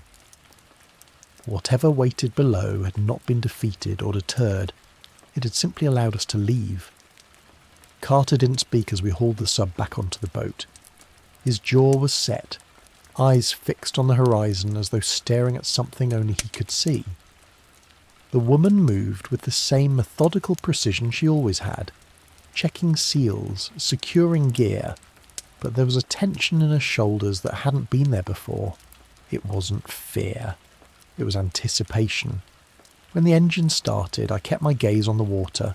It was too still, as if the ocean had entered a pact with the thing we'd left behind, holding its secrets close until the moment came to spill them. We reached the port near dawn. The mist had returned, curling low over the docks, muting the sounds of gulls and distant waves. It felt as if the whole harbour was holding its breath. Carter tied off the boat, but instead of disembarking, he remained on deck, watching the water as if waiting for it to answer some unspoken question. "You think it's finished with us?" I asked. He didn't look at me. "I think it's moving." The woman unrolled a new chart on the dock. Her hands were steady, but the paper trembled in the breeze. She pointed to 3 different spots, each marked with faint circles. These are where the currents would take it if it breached from the trench. It could make landfall in less than a week. I stared at the markings. Each location was inhabited. Fishing towns, coastal cities, all places where the sea wasn't just scenery but survival. Would they even see it coming? They'd see the lights, she said, but they wouldn't understand them. The pulse was there again, faint but constant. A reminder that the line between us and it had never been cut. In that moment, I understood something I hadn't before. The hum wasn't just communication. It was orientation. It was keeping track of us. Later, when I was alone, I tried to think through what we'd witnessed. The ring, the trench, the figures. Each a piece of a system that had been in motion long before we found it. Maybe long before humans existed at all. And the sphere, that was the part that didn't fit. It didn't feel like it belonged to the sea. It felt like it had been placed there, anchored, kept dormant until someone, or something, called it. I couldn't decide whether the figures were protectors or collaborators. They'd shown no hostility, yet they had completed the summoning without hesitation. And when the vial had been released into the water, they had defended the sphere without aggression, but with absolute resolve. That night, the dream returned. Or maybe it wasn't a dream. I was standing on the seafloor, but there was no trench, no ring, no light. Just darkness stretching in every direction. Then, slowly, a glow appeared behind me. I turned, and the sphere was there, suspended a few feet away. The form inside shifted, and this time I saw it clearly. Not in detail, but in shape. It was vast, yet perfectly proportioned, as though its design had been calculated to a precision beyond human mathematics. When it moved, the water didn't ripple. It simply changed position, as if time itself had been bent around it. And when it spoke, it didn't use sound. The thought came straight into my mind. You are my tether.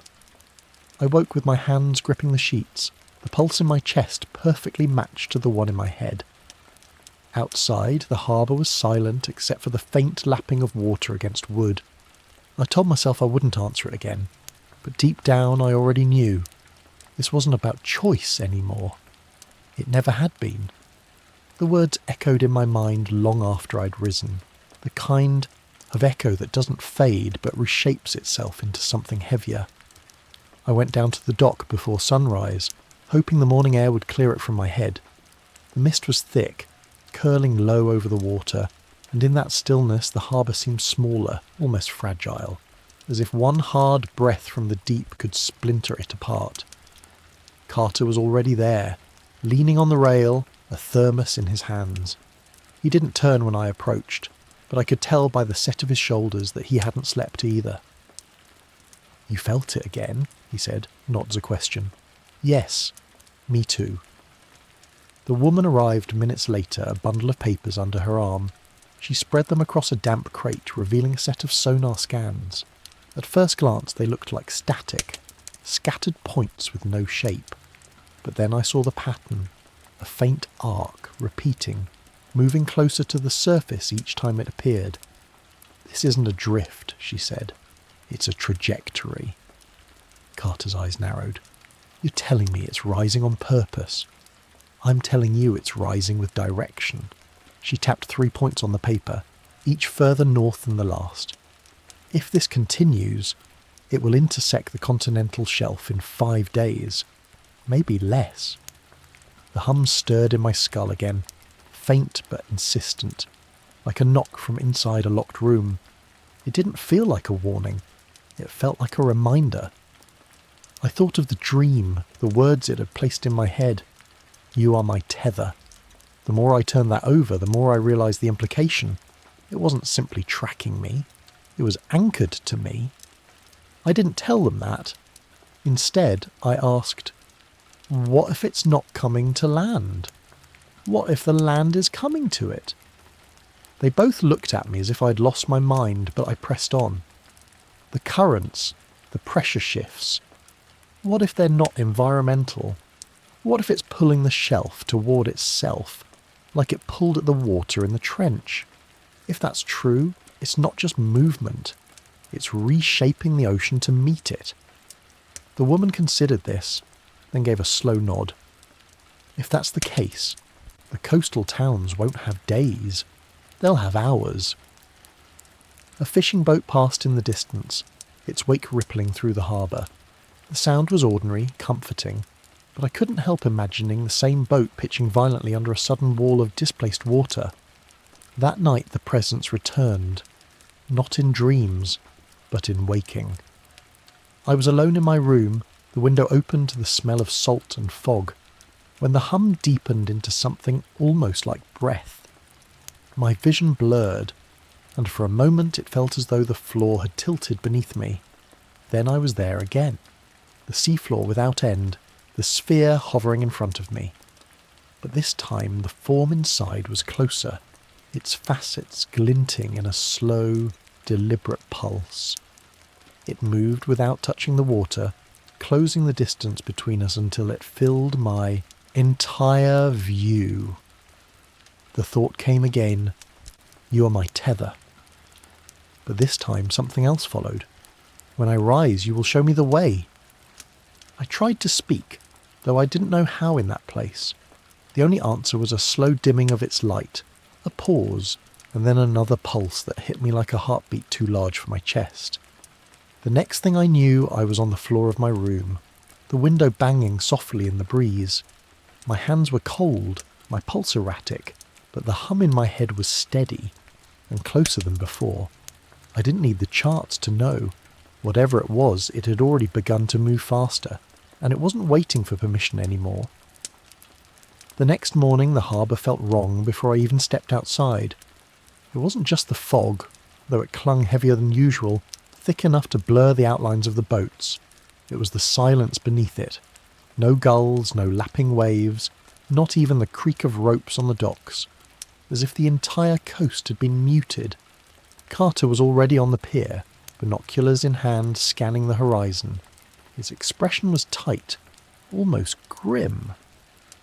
The woman stood beside him, chart case under her arm, her gaze fixed not on the sea but on the sky, as though she expected the first sign to come from above. "You feel it too," Carter said without looking at me. I didn't need to ask what he meant. The hum had been steady since dawn, no longer fading in and out, but anchoring itself in my skull like a constant undertow. "It's closer." He handed me the binoculars. See for yourself." Through the thick fog I could just make out a faint glow far out on the water. Not sunlight, not reflection, but a cold, steady light that pulsed in the exact rhythm I felt in my head. Every few seconds the glow shifted slightly, as though the water beneath it was swelling and dropping. The woman unrolled her charts, laying them on the damp boards. "We've lost half a day's margin. It'll breach in 3. She tapped a spot perilously close to the coast, and when it does, it won't just be the water we have to worry about. I lowered the binoculars, my mouth dry. "You think it's bringing something else?" "I think it is something else," she said. "And the sphere we saw, that was only the doorway." The hum deepened suddenly, and I stumbled against the railing. It wasn't just in my head anymore. I could feel it in the boards under my feet, in the air around us. Carter swore softly, looking out at the glow. "That's not just moving toward us," he said. "It's calling something from behind." The idea settled in my gut like ice. I remembered the shapes I'd glimpsed in the void beyond the sphere, too large to comprehend, stirring in the dark. Whatever was rising now might not be alone. By midday, the glow was stronger, the pulses more insistent. The fishermen who had gone out early returned in silence, their faces pale, eyes avoiding the horizon. One of them, an old man with hands like twisted rope, stopped in front of us. "You can't stop it," he said, voice hoarse. "It's older than the sea, older than anything we've named. It's not coming here. We're just in the way." Before we could question him, he turned and walked off into the fog. That night none of us slept. The hum was too constant, too loud inside our bones. Around midnight I found myself back on the dock, staring at the glow. And then, without warning, I was no longer standing in the mist. I was in the water again. Not submerged, not drowning. Simply there. The sphere floated ahead of me, its facets alive with shifting patterns. The form inside was closer than ever, and now I could make out details. Ridges like architecture, lines that suggested both movement and structure. It was neither creature nor machine, but something that erased the difference entirely. "You are my tether," it told me again, the thought filling every corner of my mind. Then, more slowly, as though it wanted me to feel the weight of each word, "You will open the way." When I blinked, I was back on the dock, the glow still pulsing far out at sea, but the message remained, etched deep into me. It wasn't rising to meet us. It was rising because I was here. The thought rooted itself so deeply that I could feel my pulse sync with it. It wasn't chance. It wasn't some cosmic timing we'd stumbled into. The moment I'd stepped onto that sub, the path for whatever was below had been set. When I told Carter and the woman, neither looked surprised.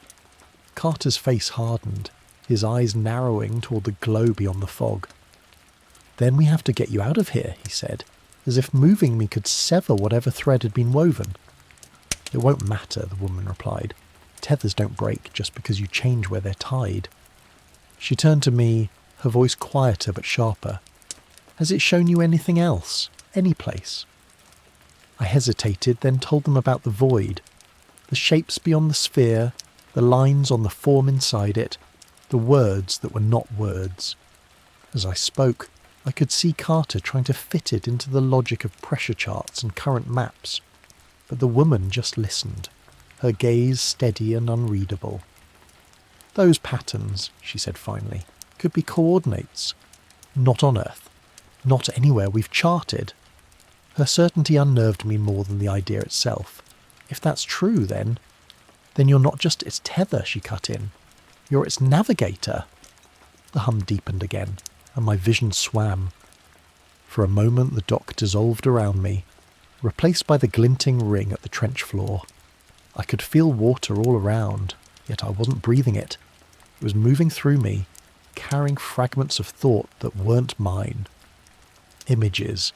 A coastline swallowed in minutes, cities crumbling inward, not from force, but as if the ground beneath them had been hollowed out. When the vision released me, I staggered, gripping the railing. Carter's hand was on my shoulder, steadying me, but he didn't ask what I'd seen.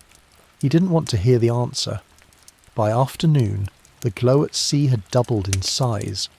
The fishermen had stopped going out entirely, their boats tied tight as if to keep them from being pulled into the open water. A few families packed up and left town, heading inland without a word. Those who stayed avoided the docks, as if turning their backs could make it less real. That evening, the woman brought out a device I hadn't seen before. A small sealed container filled with what looked like black sand suspended in liquid. She set it on the railing, the grains inside shifting slowly as though stirred by a current we couldn't feel. "It's a field gauge," she said, "sensitive to changes in the electromagnetic patterns. If it spikes, it means whatever's down there is altering more than just the water." Within minutes, the black sand began to swirl faster, clustering at the edges of the glass. I didn't need her to explain what that meant. The thing was already changing the shape of the world above it. When night came, the fog thinned, and for the first time I could see the glow clearly.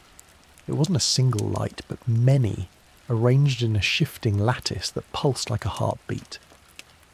And somewhere inside that lattice, I felt the sphere, and the thing within fixed on me like a gaze. I closed my eyes and the voice came again, not gentle this time, but absolute. "When I rise, you will guide me, and all will follow." My hands tightened on the railing until they hurt. The hum didn't fade when I stepped back. It followed, patient and unbroken, a chain without links or weight, yet impossible to escape. Somewhere out there in the black water, something was moving upward. Not toward the world, but toward me. That truth sat in my chest like a weight that refused to shift, no matter how I tried to reason it away. It wasn't just coming, it was coming for me, and no coastline, no depth, no barrier would matter when it arrived. Carter wanted action. He kept talking about pulling me inland, getting as far from the shore as possible. But even as he spoke, I saw the doubt in his eyes. The tether wasn't physical. Distance wouldn't cut it. The woman seemed to understand this better than either of us, and she watched me the way you watch a compass needle, not for comfort, but for inevitability. "Tell me," she aired finally, "when it speaks, do you feel it in words or in something deeper?" "It's not sound," I told her. "It's intent. It's like it's shaping my thoughts before I have them." She nodded, as if that confirmed something she'd already suspected. "Then it's not learning to communicate. It's already inside your frame of reference. That means whatever's guiding it knows us, knows how we think." That thought chilled me more than the ocean wind. If it understood our way of seeing the world, then it could shape itself to appear as anything it needed to, or worse, convince us to welcome it. By late afternoon, the glow beyond the fog had changed. No longer just a shifting lattice, it was forming arcs, great sweeping curves of light that rose and sank like the ribs of some impossible structure. The pulses in my head matched them perfectly, and each time one peaked, I felt the tug, subtle but undeniable, as if my very position on the dock was part of a measured equation. At sunset, the fishermen gathered briefly at the pier. No one spoke of going back to sea. Instead, they stared at the horizon, at the arcs, at me. One of them, a woman whose family had fished these waters for 3 generations, stepped forward. Her voice was low, almost reverent. "My grandmother told stories about lights like these," she said. "She said they were the gates. And when they opened, the ocean didn't just rise, it changed." Carter scoffed, but I didn't. The arcs weren't random. They were a boundary, and boundaries meant something was on the other side. That night, I woke to the sound of the tide, except it wasn't the tide. The pattern was wrong, the intervals too precise. I went outside and saw the glow brighter than ever, arcs locking together into a complete ring. Inside it, something vast shifted, and the water seemed to bend around its shape. The hum inside my head was no longer background. It was the only sound, and beneath it I could sense awareness. Not curiosity, not hostility, just focus. "You will open the way," it told me again, but this time the words carried weight, like a door swinging inward, and suddenly I knew what it meant. I wasn't just the tether, I was the key. My knees weakened, and I gripped the railing to keep from falling. In that moment, it wasn't a question of whether it would reach me. The only question was what would happen when it did. The arcs on the horizon burned brighter, their reflections trembling across the black water. And somewhere within that circle something began to rise. At first it was only a suggestion in the water, a shift in the texture of the waves, a darkness under the surface where there should have been light. Then the sea itself seemed to arch upward, as if holding its breath. I couldn't look away, neither could Carter or the woman. We stood there on the dock, caught between the pull to witness and the instinct to run. The arcs of light overhead flared, bright enough now to stain the clouds, painting the fog with their alien geometry. And then the surface broke. It wasn't a creature in the way I'd known creatures. It didn't emerge head first or with limbs. Instead, massive planes of something, not stone, not metal, yet somehow both, tilted into view, their edges traced with the same pulsing lattice I'd seen on the sphere. Water cascaded down them in shining sheets. The sound, deep and resonant, like the sea striking a hollow world. Carter swore under his breath. "That's not possible." The woman didn't answer. She stepped closer to the edge of the dock, her eyes fixed on the rising form. "It's not just a structure," she murmured. "It's part of the thing itself." The hum in my head surged until it was almost unbearable. My vision blurred, and in that haze I saw more than the water and light. I saw corridors, vast sloping corridors lit from within, stretching beyond any horizon, and in their walls shapes like the sphere we'd found. But these weren't dormant. They moved, rotated, their facets shifting to reveal glimpses of other places, other seas. "You're seeing it," voice said, not aloud but with such clarity it might as well have been whispered against my ear. "You are the way forward." My breath came short. "What do you want me to do?" I whispered, though I knew it didn't need my words. The water around the rising shape churned harder, currents spiralling outward. The fishermen who had lingered on the shoreline scattered, shouting warnings I couldn't hear over the pounding in my skull. The glow from the arcs reflected in their eyes as they ran, making them look like figures caught in firelight. Carter grabbed my arm. "We need to get you inland now." "I can't," I said, surprising even myself. "If I go, it'll follow." "Then let it," he snapped. "Better it comes after you than here." But I could feel the truth pressing against my mind. It wasn't just here for me. I wasn't the prize. I was the door. The woman turned sharply. "If it's opening something, we have to know where it leads before we make any choice." She pulled the black sand gauge from her coat. The grains inside spun wildly, clinging to the glass as if gravity had shifted sideways. The structure kept rising. What I thought were walls angled away, revealing a hollow core that glowed with a deep internal light. Inside I caught flashes, not images exactly, but impressions, of a place where the ocean wasn't water at all, but a dense, luminous medium, thick enough to hold shapes that defied scale. The voice came again, resonant and final. "Step forward, and it begins." I realised my feet had moved without me deciding, carrying me toward the edge of the dock. The glow ahead flared in response, and the arcs overhead drew tighter, enclosing the horizon like a clasp snapping shut. Carter's voice was distant now, the woman's too. The hum was everything, and through it came the certainty that the moment I crossed that threshold, nothing, not me, not the sea, not the world, would stay the same. The certainty was like a tide inside me, rising without pause, pressing against every instinct to resist.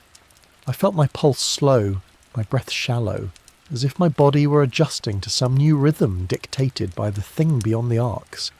The dock beneath my feet no longer felt like wood, it felt like a narrow ledge at the edge of something infinitely deep. The arcs above shifted again, their light folding inward until the sky itself seemed to bend. It was no longer an open circle but a tunnel, its far end flaring with that impossible light, and in its centre the massive structure continued its ascent.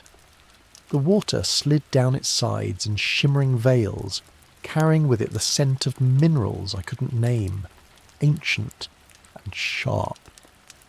Carter shouted my name. His voice sounded muted, distant, as though I were already underwater. He was beside me one moment, pulling at my arm, and the next his grip faltered, his face paling. "It's colder," he said, his breath visible, the air.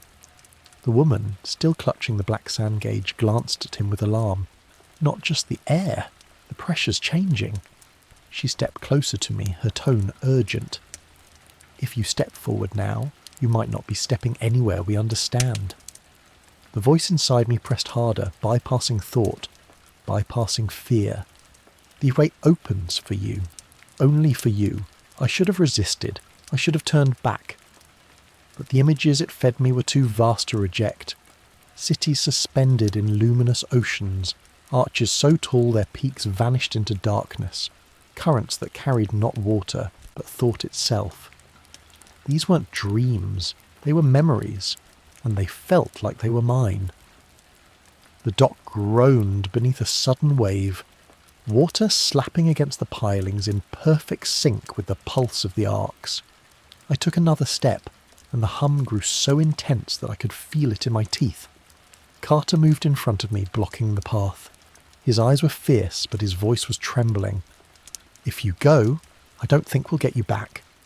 I stared past him, at the shifting lattice in the heart of the structure. Maybe that's not the point. His jaw tightened. Then what is the point? The answer came before I could speak. To open. The arcs contracted again, their light a living thing now, flowing along the surface of the sea in intricate lines that met at the dock's edge. They looked almost like glyphs, shifting and reforming faster than the eye could follow. The woman gasped. "It's marking coordinates. Here. Now." And I knew she was right.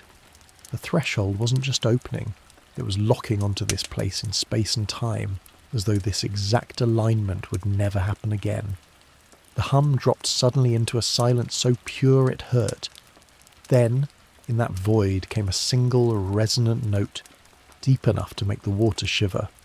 The arcs flared blindingly, and in the centre of the structure something unfurled. It wasn't a door in any human sense, but I understood it as one. And as it opened, I felt the pull. Not like gravity, not like current, but something that reached inside and drew me, not my body, forward. The world around me, the dock, Carter, the woman, dimmed at the edges. All that remained was the path of light stretching into that other place. And I knew I had only one step left to take before the choice was gone forever. It wasn't hesitation that kept me frozen. It was the realization that once I crossed, there would be no way to return, and no guarantee of what I would become on the other side. The pull was almost gentle now, coaxing rather than commanding, but in its gentleness lay something more dangerous, the sense that I wanted to obey. The arcs above shifted again, their geometry tightening, folding inward like the petals of some radiant flower. The path of light ahead no longer shimmered with uncertainty. It was solid, anchored, as if the ocean itself had frozen into a bridge that led directly into the impossible glow. Carter's hand was on my shoulder again, shaking me. "Listen to me. It's not asking, it's taking. You feel like you're choosing, but it's not a choice." The woman stood to my left, the black sand gauge clutched to her chest. The grains inside had stopped spinning entirely. They were pressed into a perfect flat plane, as if caught in a moment outside of time. Her voice was low but urgent. "If you step forward now, you won't be walking into its world. You'll be walking into its mind." The thought didn't scare me the way it should have. The hum, though softer, was threaded through every heartbeat, every breath. In the periphery of my vision, I could see those luminous corridors again, the ones that seemed to stretch beyond the boundaries of space. I could feel their air, thick and electric, waiting. The structure ahead gave a slow, almost imperceptible shudder. Panels along its interior shifted, revealing layers beneath. Layers not of machinery, but of something alive. A faint pulse moved through them, not unlike the rhythm I felt inside my skull. For a moment I understood. It wasn't just an entrance, it was a being, and I was standing at the edge of its mouth. "You don't have to go," Carter said. His voice cracked. "If you stay, we'll find another way to understand this. But if you go..." I turned my gaze to him. His eyes were wet, though whether from the cold air or something else I couldn't tell. "If I stay," I said softly, "the way will close, and it will wait for another who can open it. Someone else who won't know what they're walking into." The woman's fingers tightened on the gauge. "And if you open it, you might be opening it for them, for whatever else waits behind it." The light ahead deepened, turning from silver to a strange burning gold. The bridge of light beneath my feet seemed to thrum in anticipation. In that instant the voice came again, clearer than ever, stripped of all illusion. "If you do not step forward, we will find you again. In your dreams, in your bloodline. You cannot bar the tide." I didn't know if it was a promise or a threat. Maybe it was both. The arcs above reached their narrowest point, the tunnel of light compressing until the far end was no larger than a doorway.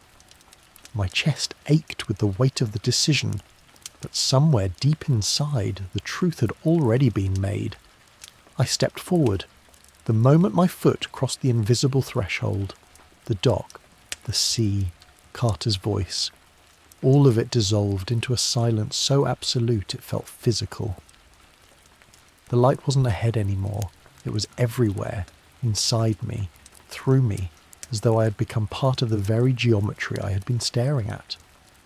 And then the world shifted, not turning, not moving, but changing. The change was not something I saw. It was something I became. Shapes without edges unfolded in my mind, dimensions that could not exist in the human sense pressing against my thoughts like tides against a fragile shore. I no longer had the sense of standing, or walking, or even breathing. Yet I was more aware of myself than I had ever been. The light was not light anymore. It was language, an unbroken river of meaning that bypassed words entirely, and threaded through it were voices, countless, layered, ancient. Some whispered like falling sand, others boomed like the deep cracking of ice. All of them spoke to me, and all of them spoke about me. I glimpsed the pyramids then, not as ruins beneath the sea, but as living things, their surfaces shifting with patterns of thought. They rose not from stone, but from memory itself, each block a vessel of consciousness. The sea was not drowning them, it was feeding them. I understood, without knowing how, that these structures had been placed here before the continents wore their current shapes, before the oceans claimed their basins. The voices formed a question. Will you anchor what comes? Anchor. The word rippled through me. They did not mean to hold something in place. They meant to hold it in existence. Images bled through me. A sky the colour of molten gold. Towers without shadows. And then darkness spreading like ink in water, pulling whole worlds down into its depths. The pyramids beneath the sea were not monuments. They were barriers. And they were weakening. The meaning pressed harder now, urgent. If the gates fall, the tide will not stop at your world. I wanted to speak, to ask what was coming, but the moment I shaped the thought, the light around me fractured. I was no longer surrounded.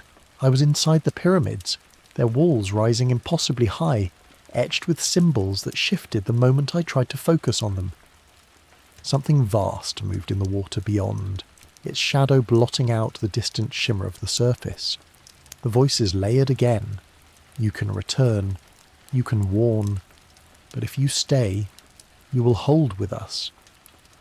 I felt the choice crystallize, stay, and become part of this eternal vigilance, bound to the sea and its living fortresses, or return, carrying the knowledge and the risk, back to the fragile, unknowing surface world.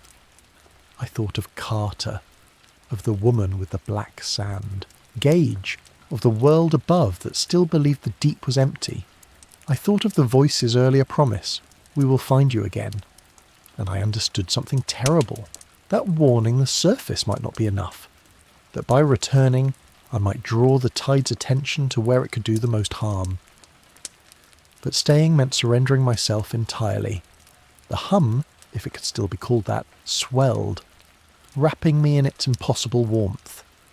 The voices fell silent, leaving only the shape of the choice in my mind. I felt the water pressing in, not to crush, but to claim. I closed my eyes. I was back on the dock, the arcs above gone, the sea a restless sheet of black under a moonless sky. Carter was on his knees, gasping. The woman stared at me as if she'd seen a ghost. Neither of them asked what had happened, because they already knew enough to fear the answer. If the pyramids beneath the sea were barriers, how long could they hold? And if they failed, would anyone, anywhere be ready? Or had the countdown already begun? Could our own cities someday vanish as completely as theirs? Share your thoughts below.